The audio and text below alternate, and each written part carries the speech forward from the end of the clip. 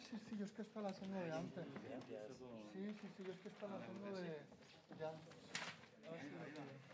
No te preocupes, no se lo puedo.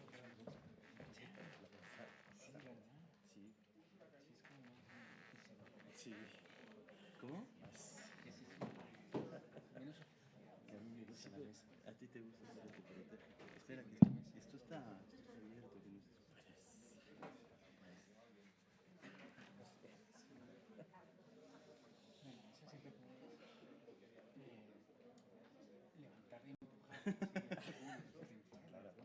Claro.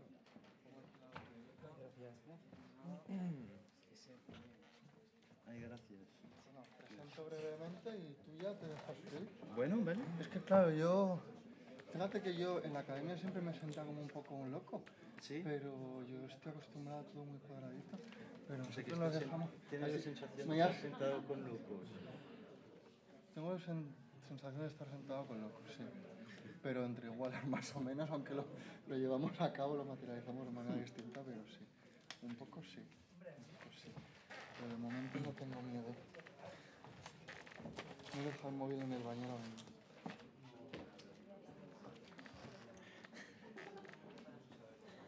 Bueno.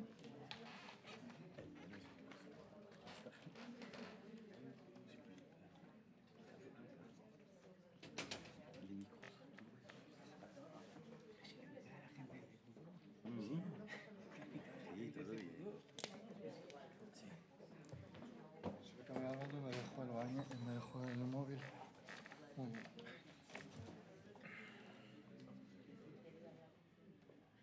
Entonces tú comienzas con tu presentación. ¿Quieres que empiece? Bueno, os presento primeramente quiénes sois, si te parece. Como quieras.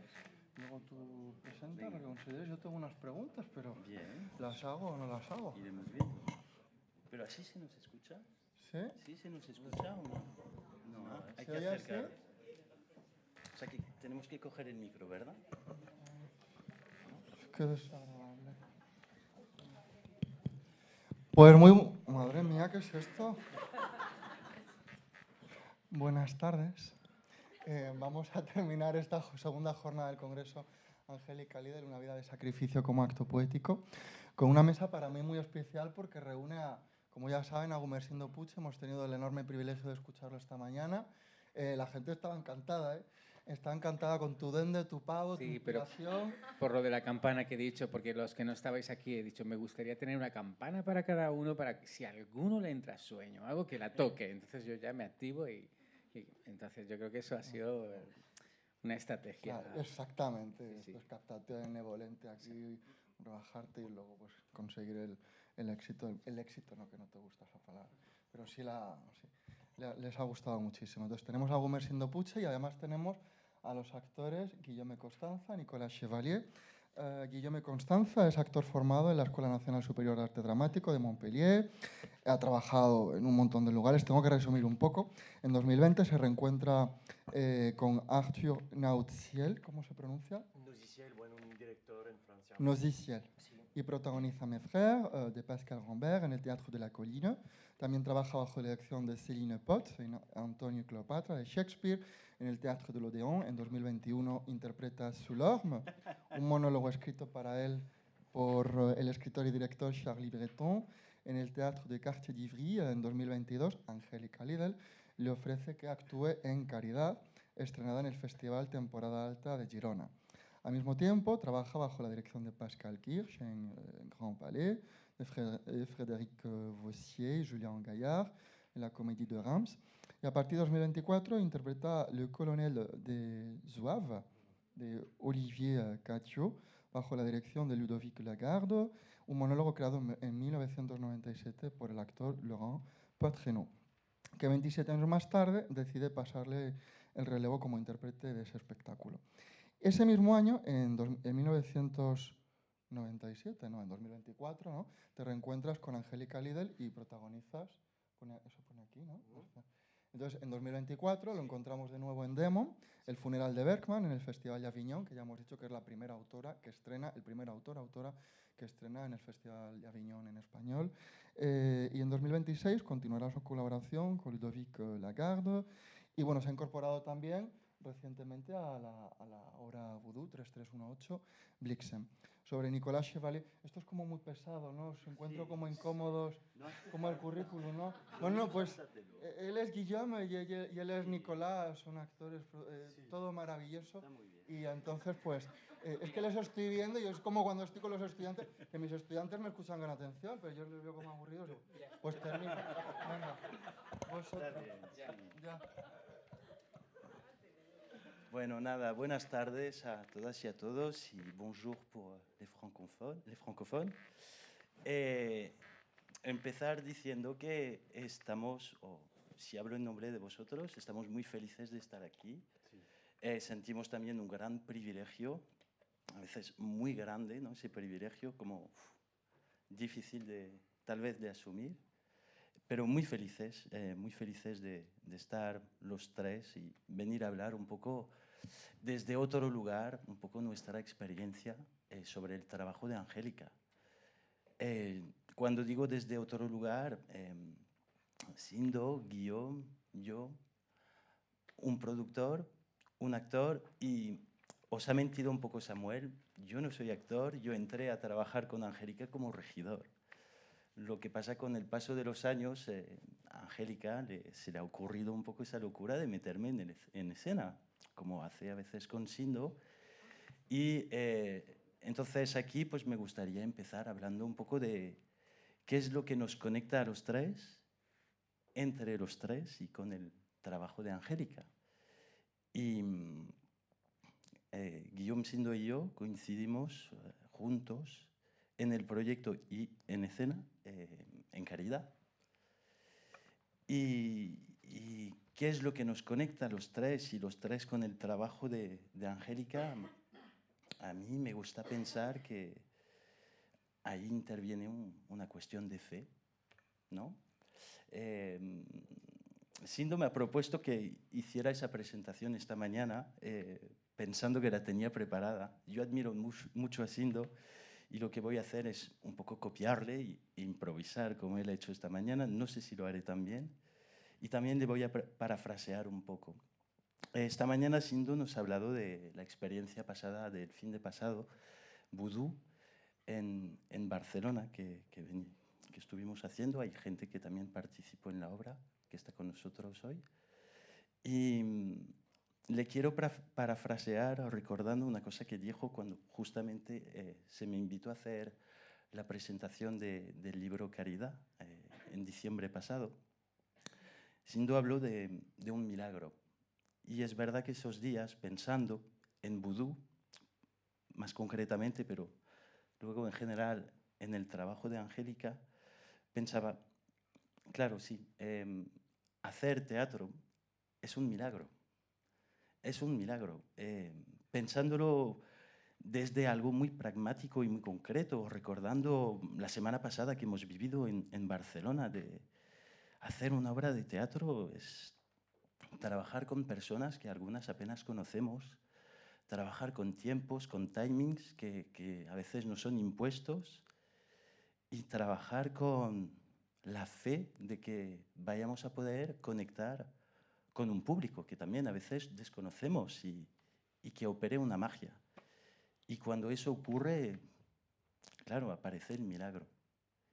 Y me gusta recalcar en esa palabra de milagro porque viene a justificar un poco lo que he empezado diciendo, que creo que lo que nos conecta a los tres y al trabajo de Angélica Lidl tiene que ver con la fe y el amor, que son dos conceptos que me gusta recordar que en la pieza Liebestod, en su monólogo, en medio de la obra, en su largo monólogo, habla de eso en algún momento, de la fe y el amor.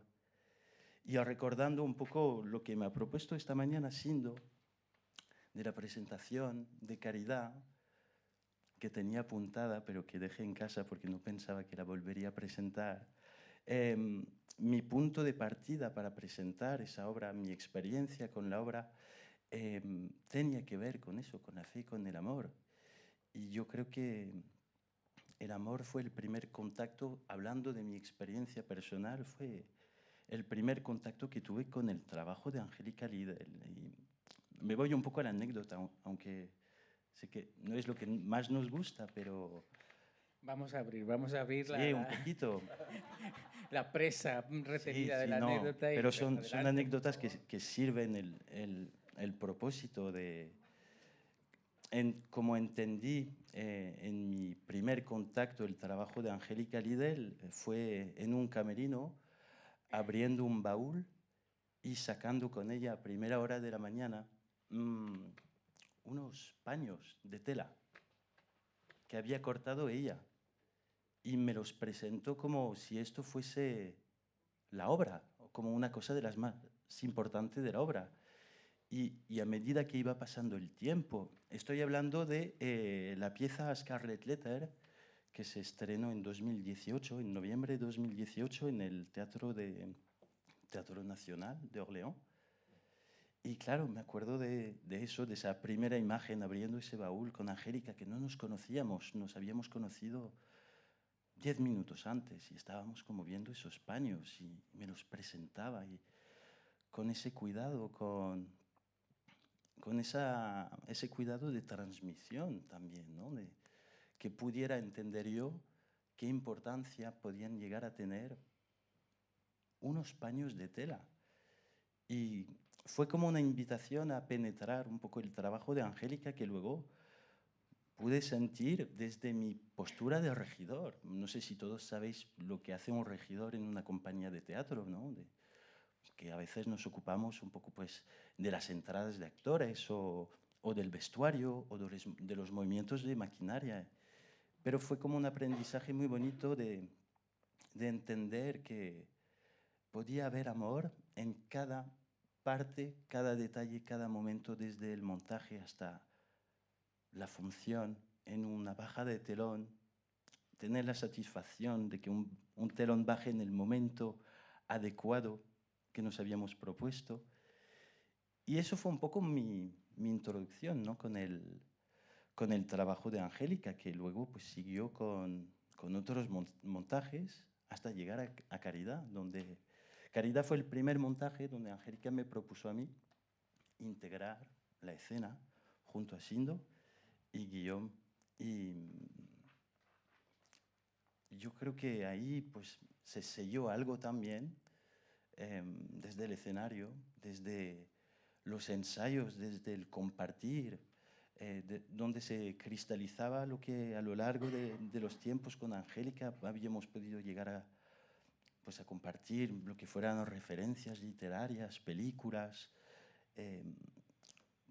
como ese vínculo humano siempre relacionado a la poética, a la estética, al arte, al amor por el arte, a la fe por el arte, creer en eso y traducirlo en concreto, en lo cotidiano, en el espacio de trabajo, yo creo que ahí pudimos conectar todos, cada uno, pero también como grupo, para participar en ese proyecto con ella, acompañarla, ¿no? y entender. Y fue un placer, la verdad. Fue un placer porque luego, y un privilegio, quiero recalcar, ¿no? En ese privilegio, porque de repente también podíamos transmitir, ¿no? Era como nuestro turno de transmitir en nuestros campos respectivos, en nuevos intervinientes, ¿no?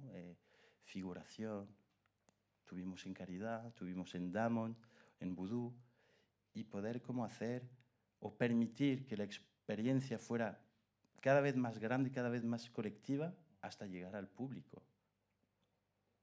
Y bueno, no sé, ¿algo que añadir?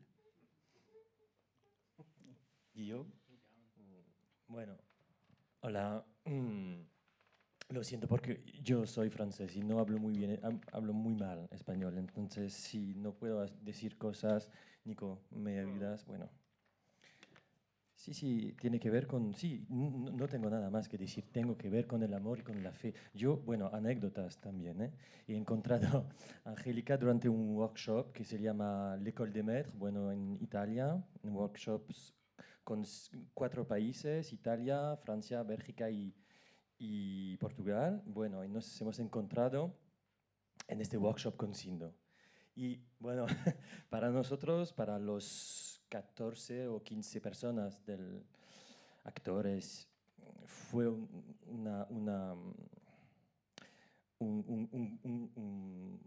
ça a changé nos vies d'une certaine manière, ¿sabes? Nos cambió la vida. Sí, porque hemos encontrado a una persona. Je me suis comme, en fait, je me suis reconnu dans elle, au fond, modestement. Je me suis dit, ça c'est possible, c'est ça que je veux faire, au fond. Sí, un poco lo que dijo Sindo hoy, ¿no? De cuando dijo, es esto. Es esto, sí. Y bueno, y la vida es increíble porque yo en 2010 fue en un conservatorio en Marsella, primer año de teatro en el conservatorio de Marsella, y mi profe nos ha dicho el primer día, en 2010, en septiembre, nos ha dicho, bueno, es un hombre viejo, nos ha dicho, bueno, este verano en Aviñón una mujer ha cambiado mi vida. Ha visto La Casa de la Fuerza. Y una mujer ha cambiado mi vida. Bueno. Y yo sobre internet he visto a Angélica Lidl, pensaba que es de inglés, no sé. He visto a Angélica Lidl, bueno, hay el año de Ricardo en París. A ver, voy en París para ver el año de Ricardo. Y en este momento he pensado, bueno, eso se puede hacer, ¿no? Eso es esto. Y bueno, la vida es que, no sé, 10 años después nos hemos encontrado y bueno. Pero sí, el workshop fue un momento... Yo quiero apoyar lo del workshop que dice Guillaume. No es un workshop habitual. Estuvimos un mes con un grupo de gente a la que de una forma muy elemental, directa y honesta dijimos, queremos que las personas que vayan a estar con nosotros este mes acepten esto, ¿no? Y si alguien no quiere, no está a gusto, puede irse, no hay problema. O sea, pero el que esté, pues, y aceptaron, ¿no? Solamente se fue uno el primer día, un italiano, pero los otros 14... Y fue increíble. Fue antes de la pandemia, un poco antes de la pandemia, y pasaron cosas increíbles y afortunadamente quedó como un testimonio que acabó en una exposición de SADE que se hizo en Barcelona, en el CCB, unas fotos y unas imágenes. Y hay como registro de aquello muy pequeño y muy básico, pero fue algo muy... hicimos ya no por hacer la gira, quiero decir que fuimos en Portugal, en Francia, en Italia, en España, ¿no? Por España no pasamos. Y iba evolucionando el proyecto con esta gente y era, bueno, en torno pues a todo el mundo de Foucault, la SADE, y bueno, yo creo que ojalá algún día podamos regresar a ese lugar porque me parece que... No, workshop no es la palabra, es como... Fue un privilegio, ¿no? Poder compartir y descubrirlo a gente como Guillaume, ¿no? Que dices, te permite, bueno, descubrir a las personas, ¿no? A un nivel muy profundo, muy serio. Y bueno, al final el teatro es algo tan simple como un encuentro entre personas, nada más. Pero no es tan... No sé si nada más o lo que hablábamos antes, ¿no? La nada y el todo. Es la nada y el todo. No es nada, pero es el todo.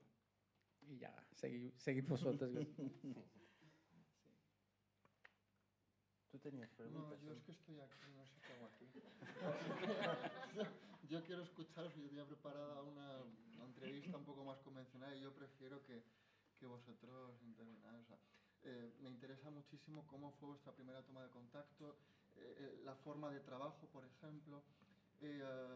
Yo no sé de dramaturgia, tal vez ustedes tampoco, y me interesaría mucho saber cómo es esa trastienda en el directo de una preparación, lo que no se ve, cómo es esa forma de trabajo, por ejemplo, vosotros que habéis trabajado, ambos creo, tú has trabajado como director o asistente de dirección Y tú también, ¿verdad? No. No, tú no, solamente ¿Con ella o...? Sí, sí, con ella. No. Entonces, ¿cómo ha sido...? Ah, con ella no, yo no. Solo Sí, con... no, pero tú sí, como asistente de dirección. No, nunca, no. Yo siempre he sido el regidor de la compañía. Ah, bueno, pues eso, sí, a eso me refería, sí, Ah, perdón. bueno. Sí, Es, perdón. es otra cosa.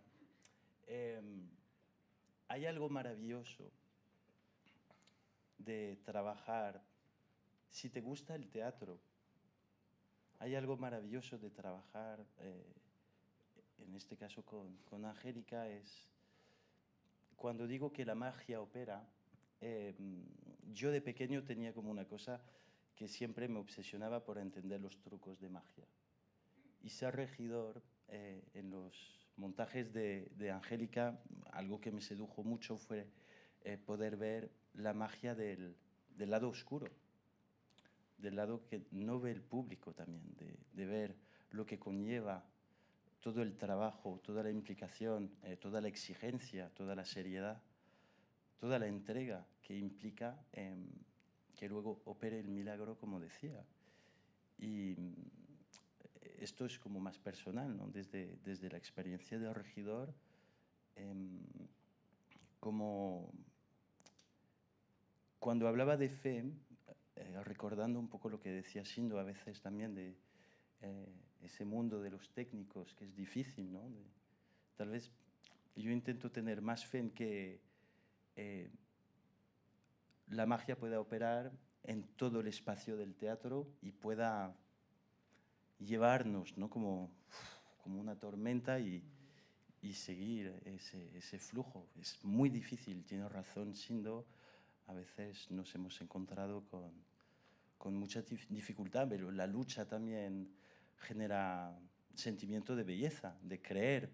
Si tú estás luchando contra alguien que no cree tanto como tú, a veces te refuerza también, sí, te hace como reforzar tu posición en ese acto de fe, de creencia, de fe en el arte, que el arte no es para los artistas y el público.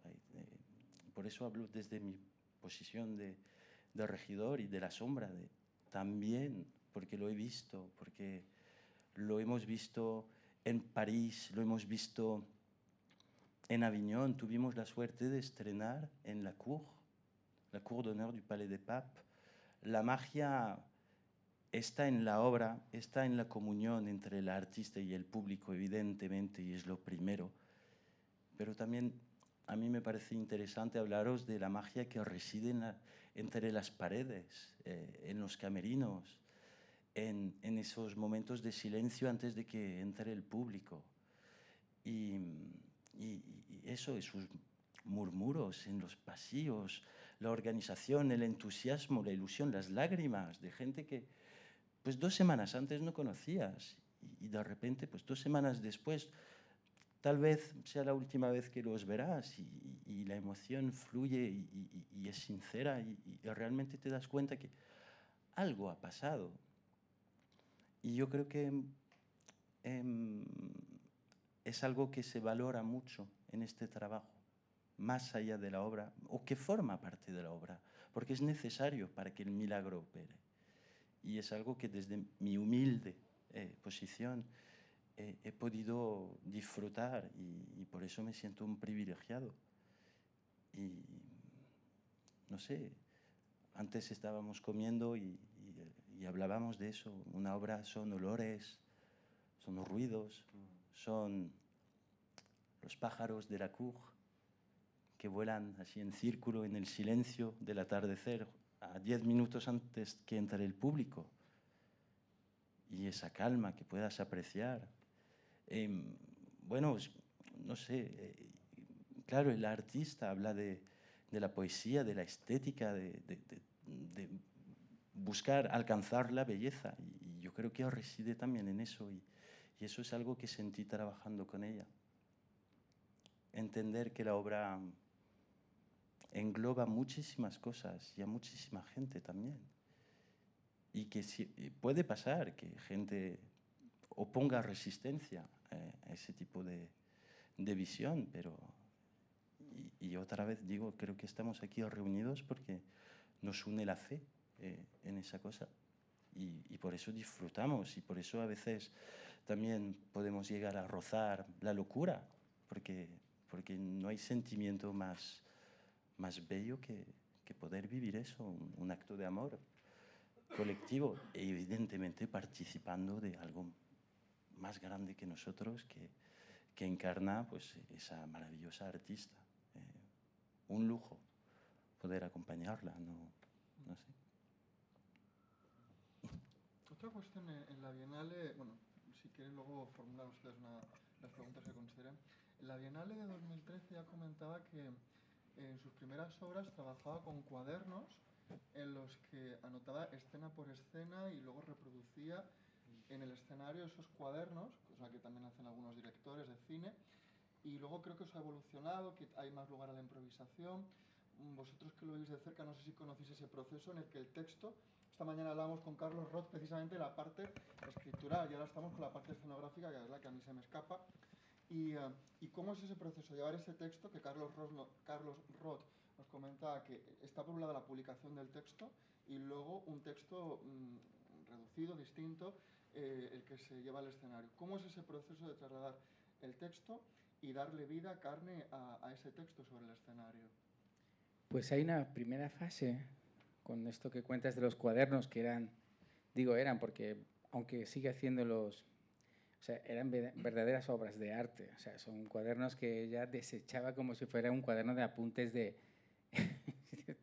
y yo los rescataba de la basura, literalmente, decía, pero no puedes tirar esto, eran collages, unos trabajos brutales de páginas y páginas y páginas de... Y tengo de las obras antiguas, era como un storyboard, dibujos, Angélica dibuja, pero impresionante, o sea, una cosa increíble. Y entonces sí, era como un trabajo muy cinematográfico, de storyboard, y bueno, todo eso evoluciona y poco a poco no es que lo desechara, lo seguía haciendo. De la Casa de la Fuerza tengo unos muy bonitos, así ya como con carbón, porque había como 2 toneladas de carbón en escena y de repente pues hay algunos que están dibujados con el propio carbón, tienen páginas, y todo esto estamos hablando de que son cosas que de repente la sala de ensayos las llenaba de páginas y páginas y páginas de dibujos de storyboard que luego se desmontaba y se tiraba a la basura. Pero la basura, o sea, yo decía, no, esto no lo podemos tirar, yo tengo tubos esos guardados, pero preciosos, ¿no? Apuntes, las acciones, todo. Bueno, aquí entra una canción. Y es verdad que eso va avanzando hasta que llega un momento en el que nos sucede que por motivos de producción, es decir, nos vemos obligados a tener un tiempo mínimo de ensayos y de trabajo, y entonces Angélica hace algo brutal, que eso solamente yo no conozco a nadie en el mundo, seguramente lo haya, pero yo no conozco a nadie en el mundo que haga esto, y es, por ejemplo, yo esta mañana hablaba de Esta breve tragedia de la carne, que es una obra que casi no se hace, los que estaban aquí, es una obra que no hay texto, de repente en Europa, como Angélica no tiene texto, no interesa, acabamos en New Jersey, pues esa obra, que es brutal, claro, llegamos a... se coproduce con un festival suizo, pero no hay mucho tiempo para residencia, se montó en 5 días. Tuvimos 5 días para montar esa obra con muchísima gente, había mucha gente. O sea, entonces, ahí ya no había ni storyboard ni nada. De repente ella se metía a ensayar un mes ella sola, montaba la obra ella sola, y luego en esos 5 o 6 días iba a reunir, y reuníamos a todo el mundo e iba pues enseñando un poco recorridos, movimientos, todo en 5 días. Y esa obra la estrenamos y se montó en 5 días. Se estrenó en 5 días y ya está. O sea, así fue. O sea, y a partir de ahí, sí es verdad que empezó a trabajar muy como de memoria, ¿no? Y sí, se encierra unos días, un tiempo, construye la obra, ella sola, y luego convoca pues, a todo el mundo y nos enseña a nosotros los movimientos, pero es ella la que, como un coreógrafo, ¿no? O sea, yo creo que un coreógrafo de danza viene a hacer esto, ¿no? Lo que pasa es que aquí, pues entra el texto, entran movimientos, música, objetos, pero sí, sería un poco lo más parecido a un coreógrafo. A ella le gusta mucho trabajar con espejos, eso es súper importante para ella, ¿no? porque trabaja mirando e imaginando a todo el mundo, ¿no? Es como un trabajo muy importante. Y sí es verdad que es posible que sí, ahora tiene sus cuadernos que comparte con nosotros para explicarnos las cosas, pero en su evolución o su necesidad de trabajar, y a veces con no la necesidad, sino con la imposibilidad de nosotros, he prometido no ser muy lamentista, pero nosotros no tenemos sede en España, fuimos compañía residente 4 o 5 años en el Teatro Nacional de Orleans, allí en Francia, pero la directora se fue a Suiza y ya pues se nos acabó esa invitación. Pero esto en Francia, ellos que son franceses, pues es muy común que las compañías tengan una sede o un teatro donde hacen residencia, a veces muchos años, y donde producen las obras, como nosotros en Orleans, y donde ensayan, donde se hace, pero nosotros no tenemos eso. No tenemos eso, ni nos cuesta Dios y ayuda conseguir una sala de ensayos en España. O sea, tienes que hablar con este, con el otro, hasta que consigues que te dejen 3 semanas un espacio de ensayos, ¿no? O lo alquilas. Pero, bueno, entonces esa limitación física, material, también le ha obligado a ella a trabajar de una forma, con la limitación. La limitación, la austeridad absoluta. Alguien preguntaba esta mañana, no sé si ha sido tú o quién, ¿no? El éxito, tal, las producciones después de Aviñón. Digo, no, esos son los europeos. Las compañías europeas sí, porque una compañía holandesa, belga, no os voy a meter el rollo, pero reciben unas ayudas que nos desmayaríamos aquí. O sea, aquí nos desmayaríamos y nosotros no recibimos ningún tipo de ayuda, ¿no? Y no es una queja, sino una... Lo cuento y lo comparto para confrontar, es decir, esta limitación también, cuando no estamos en Europa, cuando estamos aquí en España, a ella le obliga a trabajar de una forma muy determinada, con unas limitaciones muy fuertes y a buscar soluciones a niveles muy fuertes de este tipo, ¿no? Es decir, y bueno, no es tanto por la queja, sino por ilustrar una forma de trabajo. Es decir, esta limitación, en este caso ya no, se lo he dicho recientemente, ¿no? Ser español es una desgracia o algo así. O sea, es verdad, ser un artista, añadiría ser un artista español, es una desgracia porque para bueno, stop. Bueno, y quería ilustrar esto, ¿no? O sea, la limitación a ella también le ha llevado a un lugar y a una forma de trabajar y de componer, y ellos conocen también perfectamente las situaciones en las que vivimos de esquizofrenia, ¿no? De estar en la Côte d'Or, un año antes estábamos en un pueblo de Portugal, allí como, o sea, en el Portugal más bello y profundo, un año antes, ¿no? Y al año siguiente estás en la Côte d'Or y 3 meses después estás en París, o sea, es muy esquizofrénico, ¿no? Y muy de protones y neutrones en un acelerador de partículas. Esto es como un acelerador de partículas. El teatro también, o sea, o por lo menos yo creo. De hecho, estuvimos en Portugal para probar un poco lo que sería vudú, es decir, una obra de 5 horas. Estuvimos convocando a la gente de un pueblo perdido en Portugal para probar un poco lo que luego hicimos en también 5 días. Llegamos, ensayamos 2 días y ya... ¿Cómo fue esta historia en el pueblo de Portugal? Bueno, es un festival muy humilde, muy pequeño, que yo le llamo el Petit Temor. Aviñón, porque es como el Aviñón, pero en pequeñito, de 2 personas que lo dirigen ya desde hace 20 o 30 años. Y nosotros hemos ido muchos años, así esporádicamente, y es más por el cariño, y volvemos. Y el año pasado, hace 2 años, volvimos. Y volvemos también por lo mismo, porque queríamos hacer vudú. Nosotros no esperamos a que llegue el teatro de no sé qué. Oye, queremos que... No, Angélica necesita constantemente, tiene una necesidad de escribir, crear y componer. No esperamos, ni yo... Para coproducir una obra necesita 2 o 3 años de reunir todo ese tiempo y dinero.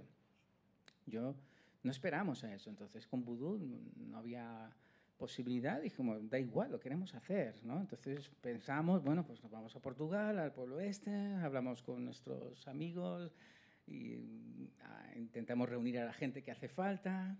Y eso fue una película del Far West, o sea, es como hicimos vudú en versión super, no underground, sería no underground, undertown, o sea, como por debajo de rural total, ahí como en la profunda Portugal. Y además yo me entero allí, es que claro, los españoles llevamos este karma del lloriqueo, pero es verdad, es que yo me entero ahí de repente, por un error burocrático, la subvención de la Comunidad de Madrid, pues de repente me dicen que no nos la dan, ¿te acuerdas? Yo ya esta es la crisis, esto se acaba, no tengo ya ni un duro, ni la subvención nos dan por un error, que no os voy a contar, pues de repente no nos la dan. Dijeron que era un error. Y entonces pues ya no tenemos ni dinero para producir vudú y lo hicimos así, como pudimos, ¿no? Y bueno, pues vudú acabará, todavía no lo puedo anunciar, pero acabará en lugares muy importantes. Una vez más, un proyecto que pusimos nuestra piel en vudú y sin el apoyo bueno, ahora estamos en la SIGAE, ¿no? Que esto es una institución y genial, o sea que yo no voy a negar cuando aquí nos ayude en España, yo feliz de recibir la ayuda, pero que vudú fue una obra, bueno, no querida, un hijo no deseado. Y solamente Temporada Alta, que es un festival al que vamos desde hace 20 años y tenemos una relación muy cariñosa con ellos, pues sí que en la medida que pudieron nos ayudaron para que ese milagro sucediera. Porque si os contamos cómo se hizo vudú en Salt, eso bueno, aquí hay gente testigo que puede dar fe y no quedar nosotros como unos locos que nos inventamos las cosas, pero Salt es un pueblo muy pequeño de Girona, con un teatro, el teatro más humilde y bello de Europa, está en Salt. Y vudú es una obra que ahora hemos hecho en el Teatro Nacional de Cataluña, pero cuando lo hicimos en Salt era un teatro humilde, pequeño, que dijimos, ¿cómo vamos a ver esta obra aquí? O sea, una obra de 5 horas con 4 escenarios diferentes, bueno, una locura. Y entonces digo, pues el milagro, o los milagros que habla Nico, pues los hemos vivido con obras como vudú y creo que es también por la... Bueno, yo creo que sí, la fe es una... Yo esta mañana hablaba de la cita esta de Artaud, de lo espiritual, del espíritu, lo místico. Digo, pues sí, es que de verdad hay una necesidad y una evidencia de que es así. Y parece que uno cuando habla de todas estas sustancias, de lo etéreo y de lo espiritual, bueno, pues sí, estamos un poco en esa frontera de la locura, que creo que sí, yo no lo voy a negar. Yo creo que estamos en esa frontera de la locura y no hay por qué negarlo. Pero que hay verdaderos milagros, yo apoyo la idea de Nico, hay verdaderos milagros. Y ya no por empezar a contar historias de pasó esto, pasó aquello, pero es que hay milagros, porque hay cosas que están destinadas a no existir. Y yo esta mañana, a los que estabais esta mañana, lo he contado. Nuestra compañía, Angélica, estaba destinada y predestinada a no existir por un empeño por empeño de muchas cosas. Es que, entre otras, la masculinidad. Yo no me cansaré de decirlo, que Angélica estaba predestinada a no existir porque era mujer, que escribía y pensaba, y eso es un problema para los hombres, que las mujeres escriban y piensen, es un problema incluso en el siglo XXI. Y Angélica estaba predestinada a ello, pero el milagro lo impidió, y el error. Y afortunadamente el hombre no es Dios. Cuando digo el hombre me refiero no al ser humano, sino al hombre, al ser humano con genitales masculinos. Y creo que es un problema también de masculinidad y de machonería, ¿no? El teatro es una cosa de machos, como el fútbol y los toros. Y eso es así, es un hecho. Y esto cambiará algún día, pero ahora mismo es así. Y entonces nosotros somos la consecuencia del error. El error y la equivocación del hombre macho, no del ser humano, del hombre macho, que va a impedir, como sea, desde Avellaneda hasta Angélica Lidl, para intentar impedir que la mujer piense, escriba y sea artista. Y eso es así. Y lamentablemente, quizá en el mundo de las artes, bueno, se ha abierto un poco más esa visión, ¿no? Cuando digo de las artes me refiero a la performance, tenemos a todas las madres y abuelas de la performance, desde Marina Abramovic y Bari Sport, etc. Pero en el teatro hay un problema muy serio, muy serio y muy grave y preocupante. Y es que está ahora mismo en manos de los señores. Y eso es un problema. Es verdad que aquí somos todos señores, pero yo no soy un señor. Yo durante muchos años he defendido que soy una mujer. Y gracias a la revolución de género que estamos viviendo, dije, bueno, llegará el día en el que yo pueda ir con mi DNI, con mi barba y con mi DNI donde ponga mujer, o sea, no gender o algo así, ¿no? Entonces, es un problema y gracias a que existen los milagros, el trabajo de Angélica existe y gracias a que poco a poco el hombre empieza a equivocarse, la mujer va teniendo un lugar en los lugares de gestión, en los lugares de dirección, y qué casualidad que muchos de los sitios donde nos llaman son mujeres las que empiezan a dirigir festivales, teatros. Ah, qué casualidad, ¿no? Digo, el primer gran paso de la revolución en el teatro en España sería que todos los directores, yo les invito a que renuncien a sus cargos como feministas. ¿Sois feministas? Venga, pues renuncia y que vaya una mujer. Sería como una gran revolución por parte de los hombres, que pongan de su parte un poco, ¿no? Es que me enfada este tema de la genitalidad falantrópica, sobre todo en el teatro. O sea, es que en el teatro es una cosa terrible. Ya de los técnicos ya hablé un poco esta mañana, pero es verdad que nosotros en segunda instancia lo hemos vivido también en nuestras sí, carnes. sí, Es decir, si tal desprecio es para una mujer, también lo es para hombres que siguen a una mujer. O sea, Nico y yo, que estamos que más... creen en y una John mujer. está más en el rol del actor, pero el Nico actor y yo, es que estamos con los hombres, muy difícil. es brutal. Es que os que contaríamos decías- historias desagradables, pero desagradables. De decir, no, es que llamo a la policía, tío. Es que esto... Lo que decías tú esta mañana de Sí. el maricón, es decir, Sí.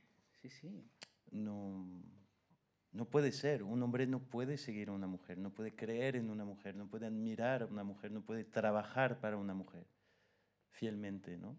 Esconde algo, hay una anomalía, no puede ser. Y sí, es verdad que despierta desprecio, a veces incluso institucional. Sí. Y también esto está reflejado en los expertos cervantinos, ¿no? Que el que tenga la oportunidad de leer esa parte de Caridad, del libro que publicaron en La Uña Rota, en los expertos cervantinos, tú lees eso y se te cae la cara de vergüenza, porque, bueno, si la mayor parte de los casos que aparecen en esa historia son hombres críticos, señores, dice, bueno, por favor, es como... basta ya, no sé qué no va a parar y seguirá así, porque esto es una cosa, un problema de ADN genético, no sé, o sea, yo no sé de dónde viene este problema del machismo que, con todo mi cariño, pues sí, bueno, defiendo no mi hombría, sino no sé qué palabra, ¿qué palabra hay? La antítesis de hombría, ¿cuál sería? No sé. Mujería, no, suena fatal. No lo sé.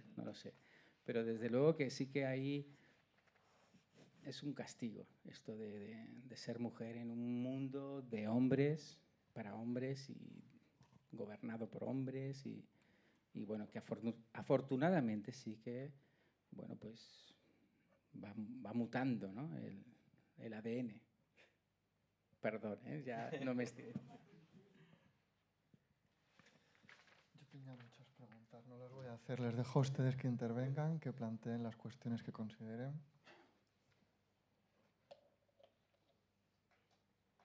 Bueno, os hago una por lo menos. Vosotros, desde dentro, nosotros somos los protagonistas, el público. Muchos consideran que Angélica insulta a su público, lo impreca, y sin embargo ella dice, no, yo le hago partícipe de un ritual. Yo le expongo la realidad terrible que hay, pero yo no estoy insultando. En concreto, me acuerdo que dice en esa entrevista a la que te hablaba en Sao Paulo en 2014, Le preguntan, ¿qué relación tiene con el público? Le ataca y le pide amor.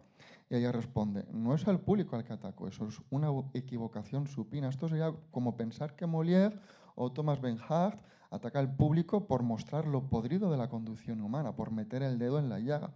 Con el público busco precisamente lo contrario, la complicidad, que compartan esa ira, que nos volvamos todos locos de odio y de amor, que respiremos todos por la misma llaga, que sintamos los mismos ascos y compartamos pasiones.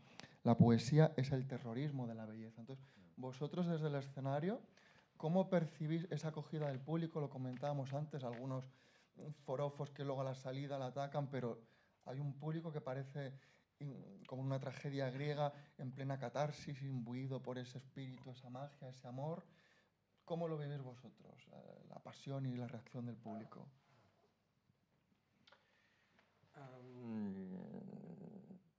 Yo, muy bien. A mí, a mí me gusta mucho que el público reacciona, ¿no? A mí me gusta mucho y es diferente de una obra a otra. Bueno, es muy diferente. No sé, para mí, bueno, no he hecho mucho espectáculo con la compañía, ¿eh? Solo 2, 3, bueno. Pero, bueno, para mí, por ejemplo, en Caridad, ¿cómo se dice? Je devais dire des choses. Tenía que decir cosas muy difíciles, de verdad muy difícil por el público, c'est très difficile à entendre. Difícil de recibir, ¿no? De escuchar. Yo lo sé. Y entonces hay una, no sé cómo se dice, un tremblement, ¿sabes? Sí, un tremblement, hay una cosa que no sé cómo va a pasar con el público, no sé cómo va a reaccionar. Y entonces, eso es el teatro, eso es la vida también del escenario. On ne sait pas ce qui va se passer, bon, et puis c'est aussi pour le public une expérience très difficile à vivre. Sí, que no se sabe lo que puede pasar y que es para el público una experiencia también difícil de vivir. Difficile, mais importante à vivre aussi. Comme le public est impliqué, en fait. Que el público está muy implicado. Sí. Recuerdo que lo hablábamos el día que presentamos el libro Caridad, donde decíamos, claro, Caridad, otra obra maldita, que no se ha podido ver apenas. Y yo creo que desde la compañía hay una conciencia de que es una obra exigente. Es exigente. Yo que no quiero hablar por ella, creo que nadie puede aquí hablar por ella, pero creo que se plantea siempre una exigencia, tanto desde la vertiente del artista, pero también del público, para que pueda operar la comunión. Es decir, se tiene que compartir también esa misma exigencia. Entonces somos conscientes de que es exigente y que no siempre es fácil de recibir, pero es el reto también. Es el riesgo que tenemos que correr para defender también ciertas creencias en el arte. Y yo para compartir, es una anécdota muy tonta, pero también como Guillaume, yo solo he podido estar en escena en 3 obras, Caridad, Damón y Vudú. Entonces pude vivir solo de esas 3 obras los saludos, que cuando estoy de regidor no salgo en los saludos. Uno de mis momentos más favoritos de los saludos era en el Odeón París, cuando estuvimos con Damon, que es como muy divertido, es una celebración también con el público. Invitamos al público a celebrar con nosotros, a quien quiera. Y estamos con esa música de Pet Shop Boys, ¿no? Y me acuerdo de una noche, una cosa muy divertida para mí, una pareja de gente bastante mayor que no le había gustado nada la obra y que salía de la sala haciendo esto, pero haciendo esto con el ritmo de la música. Y yo creo que para mí fue la experiencia más divertida de un saludo, de que alguien tuviera el valor, y eso lo hablé hace poco con gente conocida, de también la diferencia entre España y Francia, la exigencia del público. Yo creo que aquí en España, en mi humilde opinión, hay una tendencia a la complacencia como público, a no saber expresar el descontento y por lo tanto la exigencia al artista. y que eso ha llevado también como consecuencia que los artistas puedan caer en la trampa de querer hacer obras para agradar. Es decir, que el valor supremo del artista sea como el consenso. Es decir, tengo que meterme a todos en el bolsillo. Y yo creo que con Angélica es algo que no vivo. Creo que sí hay una exigencia con el público, que la relación con el público francés es muy bonita, porque ese público también, y ahora no quiero entrar en una cosa arrogante del francés que viene a dar lecciones, pero yo creo que hay una cultura teatral que se defiende mucho desde la institución, desde la historia, y entonces hay un público muy exigente. Y creo que la relación que se establece es muy bonita de ver, y ojalá también aquí pudiéramos sentirlo más, que lo sentimos también. Venimos de Barcelona y era también increíble. No digo que en España no haya nadie que se interese por el teatro, ni mucho menos. Hay un público maravilloso, pero sí que veo eso. Bueno. Pero siguiendo el hilo este del público francés, y sin entrar en comparaciones, pero sí es verdad que en Francia nos sucede algo muy fascinante, y es que con Angélica sucede que hay gente muy, muy, muy mayor me refiero a gente de 70, 80 años, muy seguidora del trabajo de Angélica, porque le recuerda ese trabajo de su juventud. Pero también hay mucha gente muy, muy, muy, muy joven que sigue a Angélica. Entonces nos encontramos con público muy extremo, de gente de 20 años y gente de 80 que de repente están ahí, ¿no? Como un salto generacional muy, muy bestial, ¿no? Y entonces sí creo que al público en Francia sí creo que está mucho más, no sé si acostumbrado o ha tenido una mayor oportunidad de ver muchas más cosas que un público español, que no nos engañemos, pues en los años 60, 70 aquí estábamos en una dictadura, entonces no es comparable. Creo que la gente de Francia, de los jóvenes, de los años 60, 70, tuvo la oportunidad que mis padres no tuvieron. O sea, mis padres eran medio, no digo analfabetos, pero casi, ¿no? Es decir, y en Francia seguramente también habrá mucha gente en ese, por motivos socioeconómicos, medio analfabetas, no lo dudo, pero mucha menos. Y la generación de esa época de mis padres, en este caso, y de ese público francés, pues hay un salto brutal. Entonces sí que hay un público culto francés de una edad que aquí no existe. No existe porque no pudo existir, no se dio. ¿No? Aimsa es la única mujer que yo conozco con un nivel tan apasionante. Ha sido autodidacta, esto es... La rebelión es muy complicada. Claro, tú nos podías decir muchas cosas, también como Aimsa también ha trabajado con nosotros en los últimos trabajos, ¿no? Estás con nosotros acompañándonos. Y Yuri también, es que esta media compañía, Yuri también ha trabajado con nosotros. Y bueno, pues gente muy increíble. Pero sí, yo creo que en Francia Bueno, es otra... ¿tú te acuerdas de Marsella?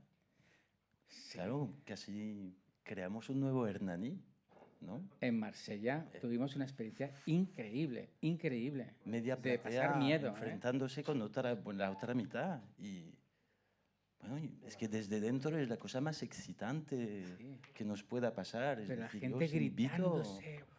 Pero increíble. Marseille, increíble. c'est toujours spécial, de toute façon. Sí. No, es que sí, había un enfrentamiento, se insultaban, de repente casi que pasaban de los artistas en el escenario. Y esto es que es maravilloso, y yo creo que hay que disfrutar de eso. Y yo invito al público que se autorice esto, y a los artistas que se autoricen a disfrutar de eso también. El reconocimiento no es que todos te digan que sí, y el reconocimiento, ¿qué es, en definitiva? No, y realmente se hace teatro para el reconocimiento. No, es otra cosa. Estamos, sí, unos locos para provocar locura, y luego pues ya nos calmaremos y veremos qué ha pasado. Y hablaremos, pero no sé. Angélica, que el espectáculo está en el patio de butacas y que el bufón, el loco de amor, se dedica a observar las estupideces, bueno, lo hice con esos términos, pero del patio de butacas, ¿no? Entonces, me parece muy interesante lo que comentas de Marsella. Y que aprovechando que está aquí Aïnsa Yuri. Yuri, perdón.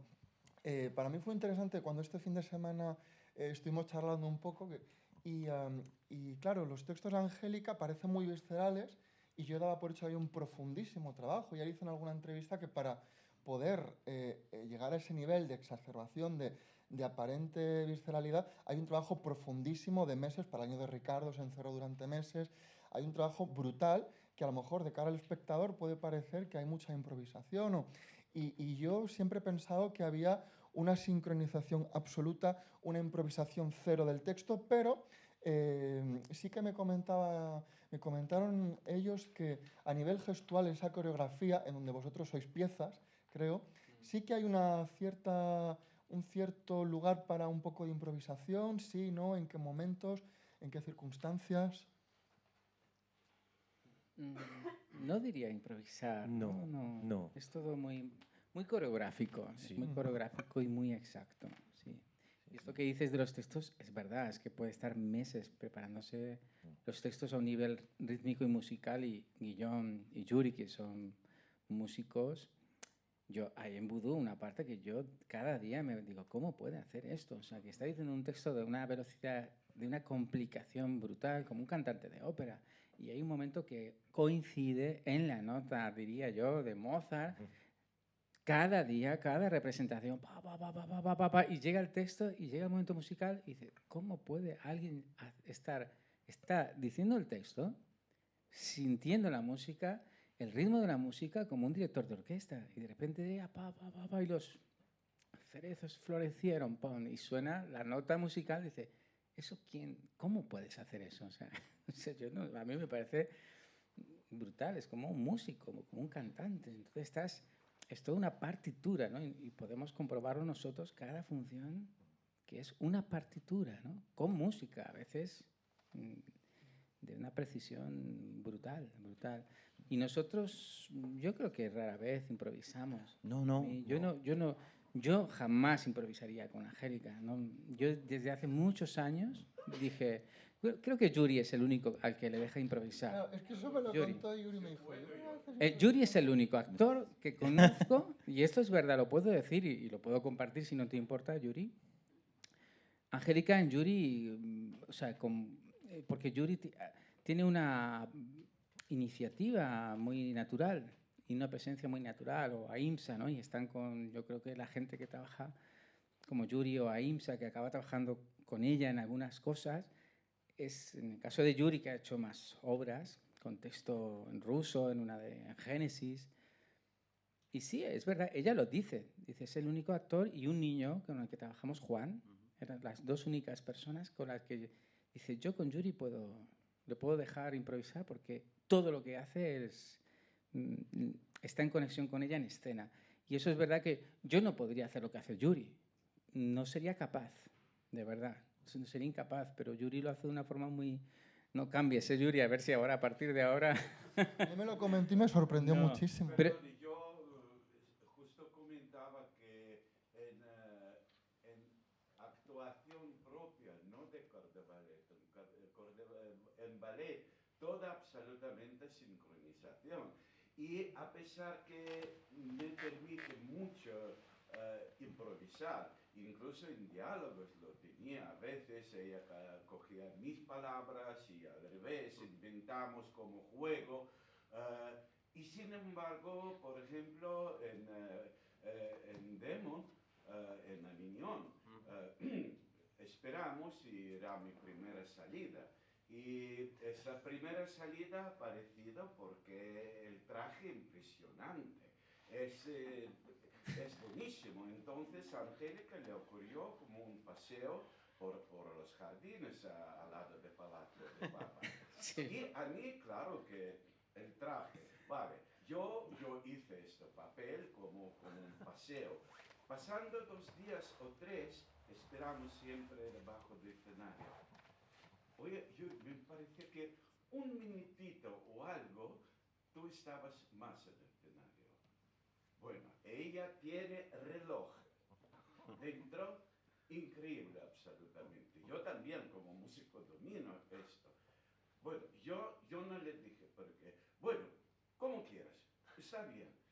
Enseguida me ocurrió, ¿por qué? Porque yo he decidido estar en el escenario que miran a mi traje. Y esta era mi falla. Menos de un minuto, pero Angélica ha cantado. Y siempre si hay comentarios, son en grano, son absolutamente correctos, que no se pueden discutir. Sin embargo, a mí permite porque, no sé, yo por ejemplo como Papa, donde había sobre todo más improvisaciones en nuestra escena, yo lo trato como es un sueño, como de ahí sale visión de su padre que está en diferentes situaciones. Por eso en una situación puede pasar diferentes cosas. Y había uno de más ridículos, por ejemplo, Angélica me dice que, bueno, en este sitio, en este momento, no digas por qué, ya demasiado. Bueno, padre ahí tiene demencia un poco, en cada pregunta dice por qué. Había réplica de Angélica. Sabes que no podía venir fontanero y yo ni siquiera este día podía duchar. Y a mí me ocurrió en escena y ¿qué? Un minuto, acércame, guarda. Y ahí yo tenía fobia, a lo mejor olía más, me quedaba solo mirarle con odios. Era genial, absolutamente. Sí. Yuri, hay que decirlo, él no es actor, él es un grandísimo pianista y maestro de piano, hay que decirlo, es una...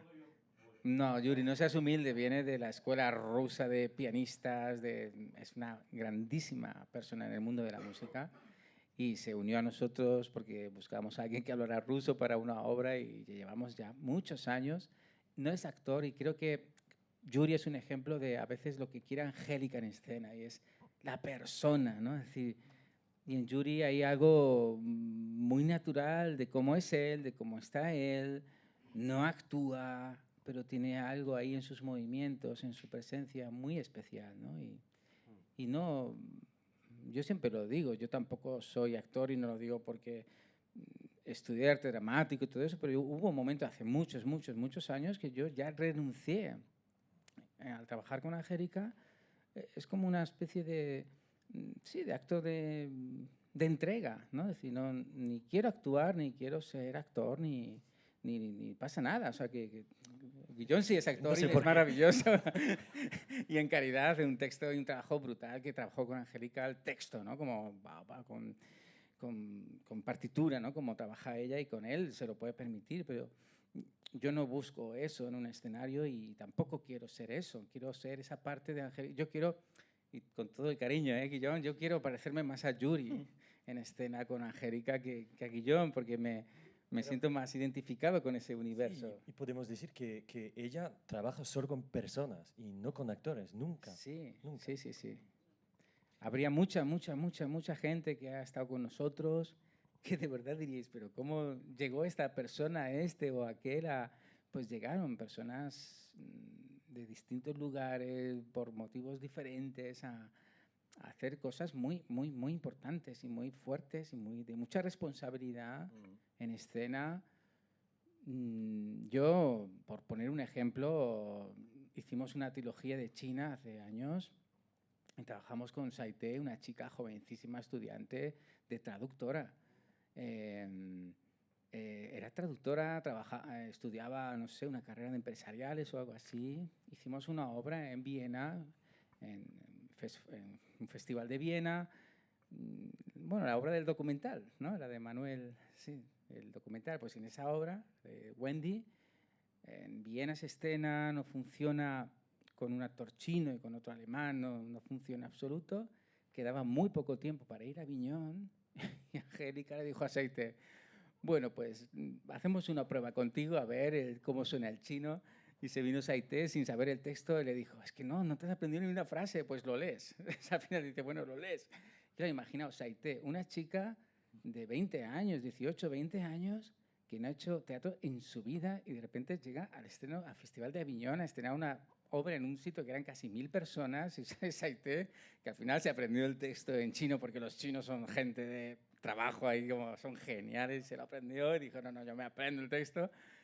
Y claro, de repente era Saité y yo mismo decía, pero esta chavala, digo, pero qué valor, o sea, yo estaba allí en el estreno y de repente sale, empieza la obra, llega y hizo la gira por todo el mundo al final con nosotros, pero no era, o sea, que no era Tim, ¿no? O sea, en su vida se le hubiera pasado por la cabeza hacer teatro, ni estaba en sus planes, pero se aprendió su texto, lo decía.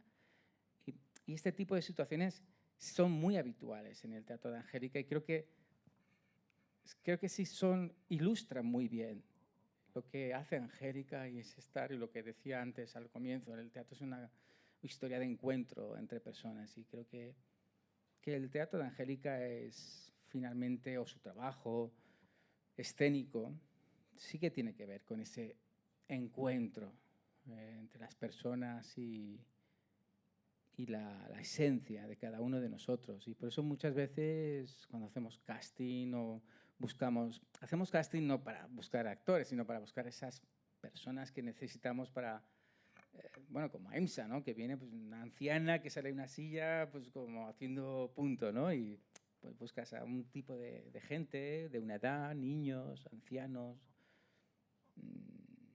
Pues Patrice es un chico que llegaba con nosotros desde Emily, es un chico que le falta un brazo y una pierna y hacía una obra en la obra de Emily Dickinson y luego acabó en Lievestad porque, bueno, es Rimbaud, ¿no? Él es apicultor, quiero decir, no es un apicultor, un tío encantador y que lleva con nosotros desde una década, ¿no? O sea, y cuando nos sale, ahora vamos a Corea a final de abril y él encantado, está con sus abejas, pues las deja allí con sus colegas y se viene a Seúl con nosotros, ¿no?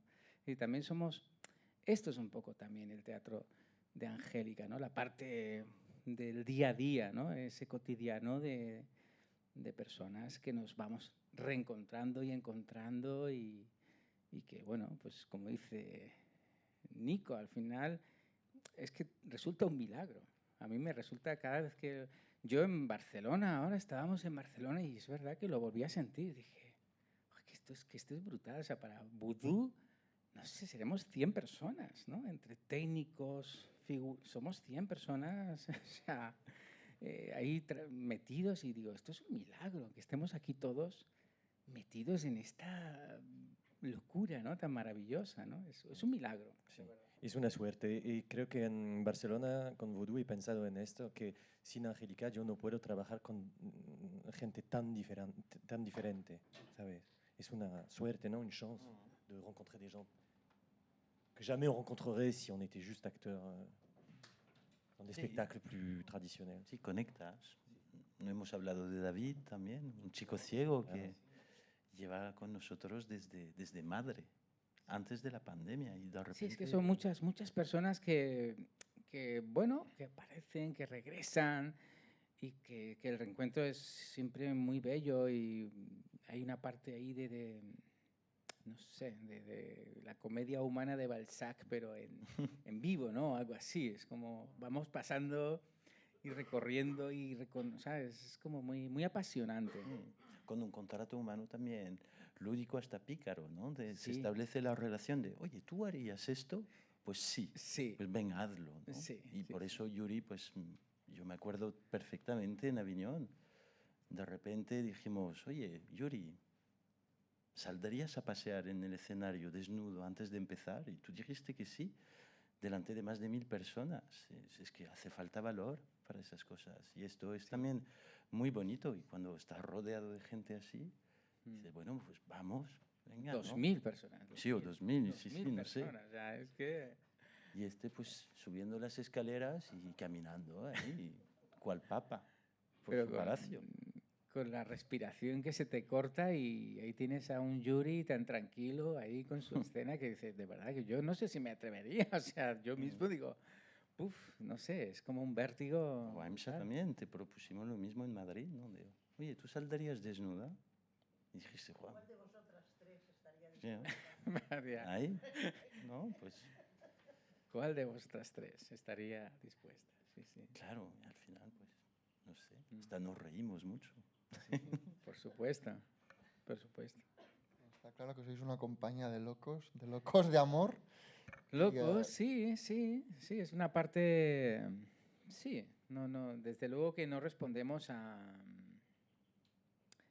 un proyecto dramatúrgico al uso, ¿no? Desde luego que no, y felices, ¿no? También de... Sin embargo, hay una coherencia brutal. Bueno, creo que era Cristela Basego que decía que cuando traducía sus textos, decía, es que cada libro es como un capítulo de tu vida. Entonces, yo creo que también se traslada al escenario que hay una coherencia brutal entre cada obra, aunque no formen parte de esas trilogías. Y, Angélica dice que sí, es la misma obra, o sea, para ella es como la misma obra, que va continuando y va... Supongo que no podéis adelantar nada, pero queda la última parte de la trilogía de los funerales. Teníamos Vudú con el funeral de Angélica, Demon, el funeral de Bergman. La tercera parte, no sé si se llamará Eón o existe el Un tercer entorno a funeral. Pasolini. Yo he leído en prensa, o sea, no estoy contando secretos que no hay Vale, nadie. vale. He visto en prensa una tercera parte que se llama Eón, en torno a Pasolini, y no sé si es posible adelantar algo. No. No, digo, no O sea, va a ser no. posible, pero bueno, que hay una coherencia en esa trilogía de los funerales. Habrá una tercera parte y ya estamos en Esperamos ello verla, sí. y deseando empezar y con o sin ayuda, no pasa nada, la haremos, la conseguiremos hacer. Una de mis preguntas esta mañana, o sea, tú como productor, te pregunté por ese momento, ese punto de inflexión entre 10 personas, una persona y luego Aviñón, 2000 personas. Y, bueno, en ese momento no estrenasteis en la CUG, pero a nivel de recursos como productor, ¿sigues hablando de una precariedad brutal? ¿De dónde salen esos recursos? Pues mira, es una muy buena pregunta y me gusta mucho esto de Aviñón y del año de Ricardo, que me parece también muy interesante recordar que es una obra que hicimos literalmente casi sin ayudas, como todo, y fue muy bonito también para mí hacer una gira después de Aviñón con el año de Ricardo, que era una obra que, o sea, conceptualmente también estaba muy vinculada a una especie de el arte povera o algo así, o sea que desde el concepto, como compañía, como estilo, el año de Ricardo tiene muchos elementos de pobreza elegida, ¿no? Es decir, dijimos, vale, no tenemos nada, basta ya. No tenemos nada, con cartones y maderas y cruces del rastro que encontramos y renunciamos. Fue una renuncia voluntaria el año de Ricardo y sí, había como esa conexión con esos movimientos de los 60, 70, ¿no? De Pistoletto, el arte povera. Digo, bueno, pues también, vamos allá. Esto no tiene valor en el teatro porque en el teatro nada tiene valor, pero nosotros sí, vamos a hacer una obra como decididamente. Y fue muy bonito, ¿no? Porque es verdad que fue como la obra de mayor fracaso en nuestra compañía junto a La Casa de la Fuerza a nivel de producción y todo eso. Pero luego cuando pasa lo de Aviñón y esa obra, se ve los Campos Elíseos de París, que vamos allí a Rond-Point, que está en los Campos Elíseos y vas ahí, te llevaban en tu taxi al teatro y decíamos, ojo, esta obra que era como la obra más pobre que hemos hecho en nuestra vida y estamos aquí en los Campos Elíseos. Eso era como una cosa increíble también. Y era la misma obra, la misma. Y de la misma pobreza y con la misma... Eso era muy genial, a mí eso me encantó. Y entonces, con respecto a eso, siguiendo el hilo, creo que esto permanece en nosotros. De Vudú fue así. Y hablábamos de todo el cielo sobre la tierra. Es que de repente me entra como una dislexia, pero esa obra compartía con ellos, ahora que vamos a Corea, nos vamos a reencontrar, no sé si ya me estoy pasando de tiempo, pero corto. Pero nos vamos a Corea y nos reencontramos con Mr. Cho, que le llamamos Mr. Cho, ese compositor que hizo la banda sonora de esa banda sonora. Es como, oye, ¿aquí esto qué es? Pero sí, ese compositor que hizo la banda, los valses, en esa obra hay 5 valses. Que Angélica dice, me gustaría que el compositor de Old Boy, o sea, Old Boy, una película coreana que le encantó, la banda sonora como brutal, pues es que me encantaría contactar con ese compositor y hacer una escena donde hay unos bailarines de Shanghai que vi en Shanghai bailando la música de este compositor que era Cho.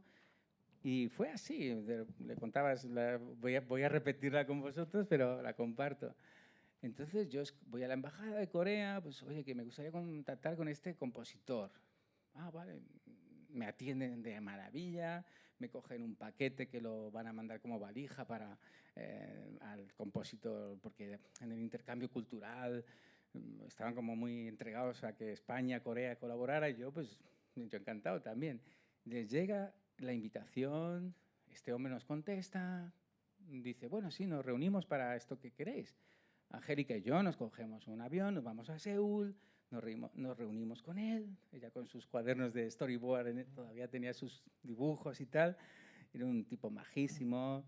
Ah, wow, qué interesante, le contamos la historia, el tío feliz, y dice, ah, bueno, pues venga, vamos a hacerlo, os componemos la música para esta obra y todo genial. Y era una coproducción de Festival de Aviñón, Fesfogen, con superproducción, ¿vale? Esto os pongo en situación para que llegamos al momento que llego yo con el presupuesto que me da este hombre de los 5 valses y me dicen los coproductores de, ¿pero esto?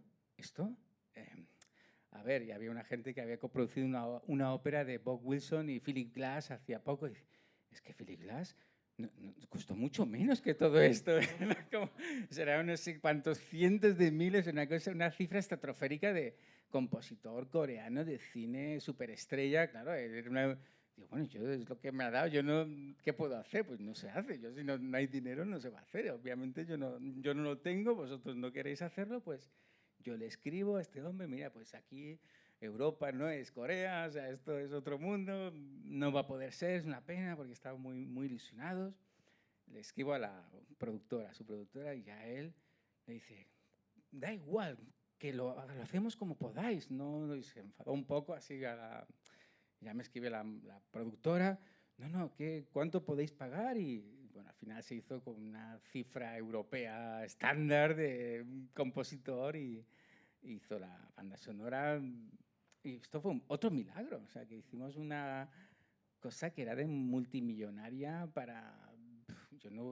Yo estaría todavía trabajando y pagando mi, mi préstamo hipotecario para pagar la banda sonora de Wendy, que luego él se vino con nosotros de gira. Estaba encantado porque él hacía cine y ya trabajaba con orquestas y tal, pero esto de sentir su música en vivo le producía tal placer, porque la orquesta venía en vivo con nosotros, una orquesta de Viena, y venía con nosotros de gira, y entonces él estaba feliz, me preguntaba, ¿y dónde vais ahora? Y se venía a París, a tal, y se cogía un avión y se venía para escuchar su música en vivo, ¿no? Y él estaba feliz y luego pues... Pero fue un milagro, porque esto jamás nadie lo hubiera podido producir en Europa. O sea, es algo que nos sucedió pues milagrosamente, ¿no? Y... Tocas un tema que me apasiona. Podemos terminar ya con esto, si os parece. Estaríamos aquí toda la tarde, pero mañana seguimos con vosotros aquí, aunque sea como público, puedes venirte a la mesa. Y esa es la música que me apasiona. Como te comenté, yo llegué a Lidl por los textos, pero cuando ya la vi en escena, como viene demostrado que no conozco teatro, me apasionó por la música.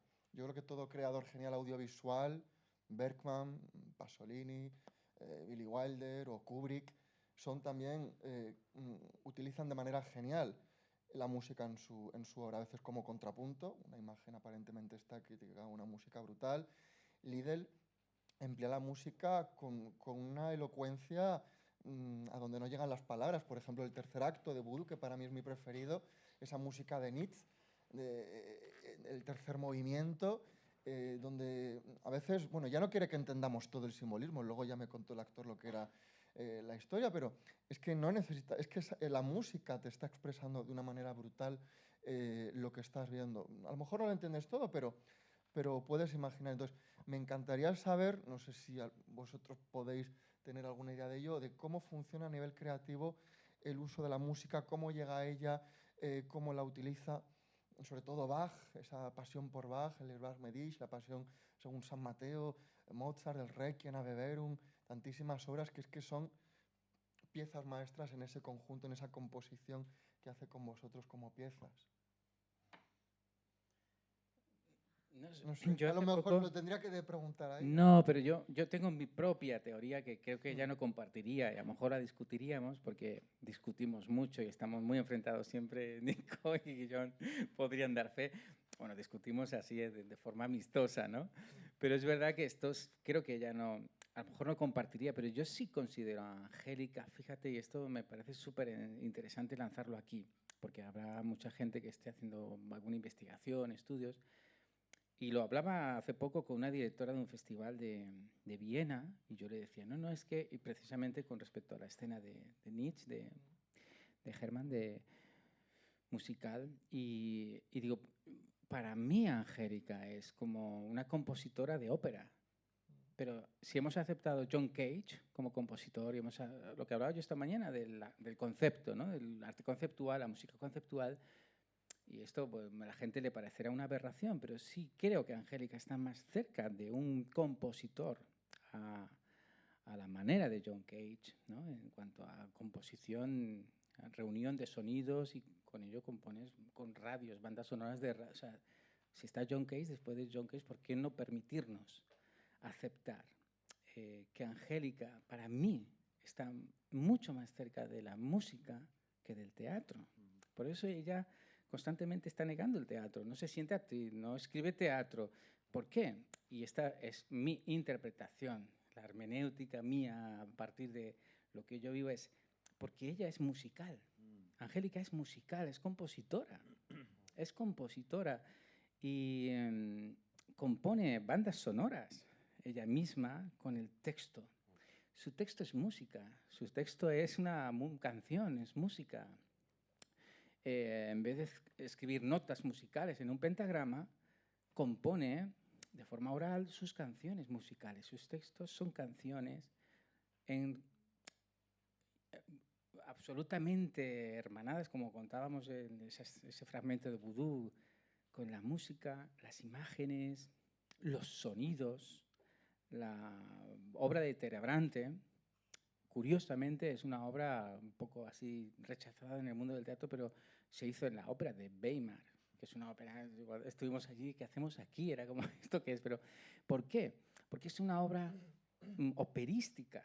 Y creo que en el mundo de la ópera la entendieron y la vivieron y la comprendieron. Y justo también de casualidad vino el director de la ópera de Viena, que estuve cenando con él, y estaba fascinado porque decía, o sea, qué impresionante lo que tú dices, de la utilización de los sonidos, la música.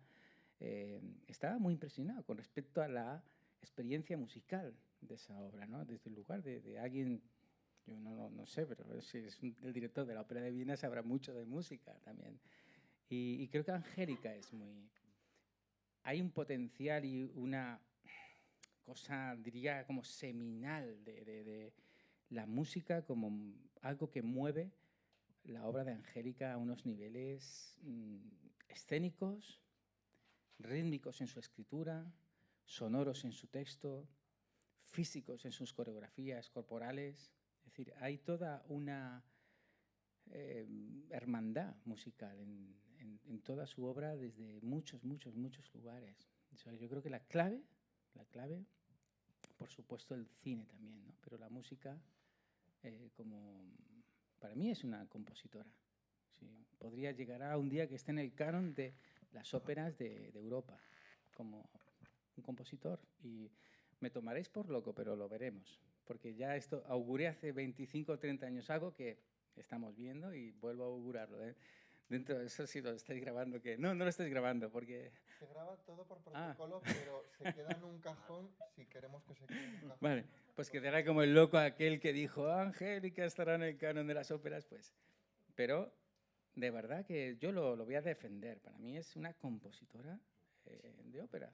Ya está, o sea, acabemos ya. Entonces será la única forma de salvar a Angélica del mundo del teatro que tanto la expulsa. Y digo, gracias a Dios que la expulsen ya para siempre, porque no pertenece a ese mundo, pertenece al mundo de la música.